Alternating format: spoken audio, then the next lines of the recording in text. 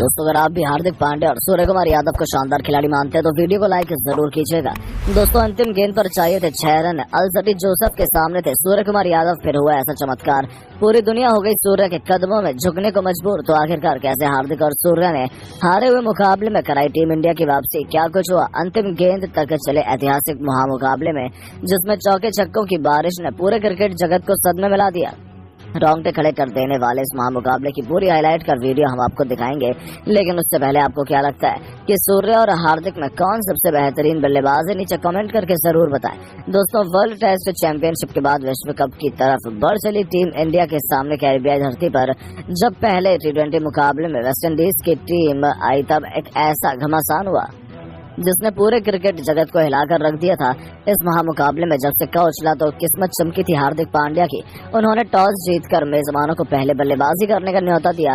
West Indies के बल्लेबाजों को लगा था कि वो अपने खौफनाक बल्लेबाजी से कोहराम मचा सकते हैं। हालांकि भारतीय गेंदबाजों से पार पाना इतना आसान नहीं था। पर दोस्तों, T20 की बेदाज बादशाह मानी जाने वाली वेस्टइंडीज की टीम कुछ ऐसा कर जाएगी, इसकी उम्मीद तो शायद किसी ने भी नहीं की थी। पारी की शुरुआत करने आए कायले मेयर्स ने शुरू से ही भारतीय गेंदबाजों को रिमांड पर लेना शुरू किया। केवल 25 गेंदों में ही अपना तूफानी अर्धशतक पूरा कर भारतीय टीम इस पसीने से छुड़ा दिए थे।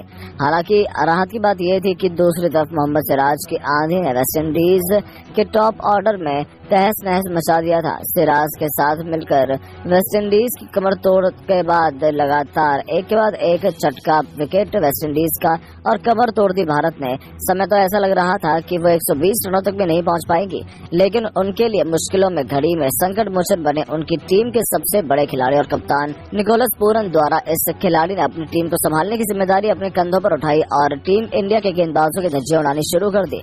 युजवेंद्र चहल से लेकर मोहम्मद सिराज, उमरान मलिक सभी को जमकर पीटा और पूरन सिंह ने भी केवल 30 गेंदों पर अपना अर्धशतक पूरा किया। इसके बाद भी इस खिलाड़ी ने रुकना नहीं जरूरी समझा। दूसरी तरफ से उन्हें किसी का साथ नहीं मिला, लेकिन अंत तक नाबाद रहते हुए उन्होंने 40 गेंदों पर 71 रनों की तूफानी पारी खेली, जिसमें 8 खौफनाक छक्के शुमार थे।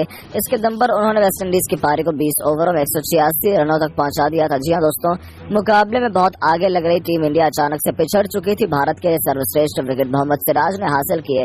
उन्होंने 3 बल्लेबाजों का शिकार किया। तब भारतीय टीम के स्टार बल्लेबाज पर इस लक्ष्य को जल्द से जल्द हासिल कर अपनी टीम को जीत दिलाने की अहम जिम्मेदारी थी। इन्हीं इरादों को सब करने के लिए रनों की ताबड़तोड़ बरसात करना शुभमन गिल के साथ ईशान किशन की जोड़ी मैदान में उतरी।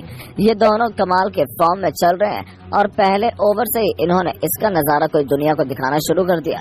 आपको बता दें, जहां एक तरफ ईशान ने आते ही पहली गेंद पर तूफानी छक्का बटोरकर अपना खाता खोला था, तो गिल ने भी शानदार कवर ड्राइव चौका जड़कर अपनी पारी की शुरुआत की थी।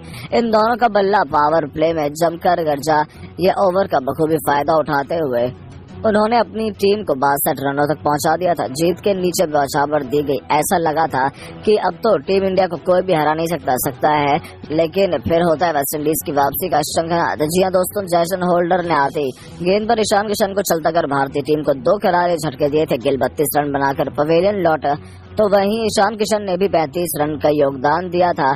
तो वहीं अब वेस्टइंडीज के गेंदबाजों के अचानक से रगों के लगाज में लगा दी गई है घटकों गेंदों के आक्रमण में भारतीय टीम पूरी तरीके से बिखर गई है। बीच के 6 ओवरों में भारतीय टीम मुश्किल से 28 रन जोड़ पाई थी और ऐसा लग रहा था कि भारत मैच में बहुत पीछे छूट चुका है, जहां से वापसी कर पाना नामुमकिन है। लेकिन टीम इंडिया की लाज बचाने के लिए फिर दहाड़ता सूर्य का बल्ला। जी हां दोस्तों, इस खिलाड़ी ने परिस्थितियों के हिसाब से संभल कर बल्लेबाजी की थी, लेकिन जैसे ही हार्दिक पांड्या मैदान में आए, बल्लेबाजी करने आए, दोनों के चौके छक्के की ऐसी झड़ी लगी कि वेस्टइंडीज के साथ साथ पूरी दुनिया केवल देखती ही रह गई। कंट्रोल की लगातार 3 गेंदों पर 3 खौफनाक छक्के लगाकर सूर्य कुमार यादव ने 35 गेंदों पर अपना अर्धशतक पूरा कर लिया। तूफान से हार्दिक भी उनका बखूबी साथ नहीं निभा रहे। इन दोनों के बीच पलक झपकते ही 80 रनों की पार्टनरशिप भी हो चुकी थी और मुकाबले में टीम इंडिया वापसी कर चुकी थी और देखते देखते मैच अंतिम ओवर तक पहुंच चुका था, जहां अभी भी भारत के लिए 18 रन चाहिए थे और मैदान में मौजूद थे भारत के सबसे बड़े मैच विनर दोस्तों वेस्टइंडीज की तरफ से अंतिम ओवर लेकर आए थे अल्जरी जोसेफ। वहीं पूरे स्टेडियम इन दोनों बल्लेबाजों के नारे लगा रहा था। पहली गेंद पर हार्दिक पांड्या केवल 2 रन ले पाए, दूसरी गेंद पर उन्होंने चौका जड़ दिया, लेकिन तीसरी गेंद पर अल्जाई जोसेफ उन्हें सिंगल ही लेने दिया। पहली 3 गेंदों पर 7 रन बन चुके थे। अब अंतिम 3 गेंदों पर जीत के लिए 11 रनों की दरकार थी। अब स्ट्राइक पे दुनिया के नंबर 1 T20 बल्लेबाज सूर्य भारती को तो अपनी जीत नजर आ रही थी, तो वहीं पूरा स्टेडियम उनके नारों से गूंज रहा था। दोस्तों, सूर्य की आंखों में अंगार थे, गेंदबाज का भी हौसला बुलंद था। उन्होंने एक जबरदस्त यॉर्कर डाली, लेकिन सूर्य तो शेर पर सवार हैं और उन्होंने अपने घुटने टेक कर विकेट के पीछे इतना शानदार शॉट लगाया कि गेंद तारामंडल में छूमंतर सी हो गई।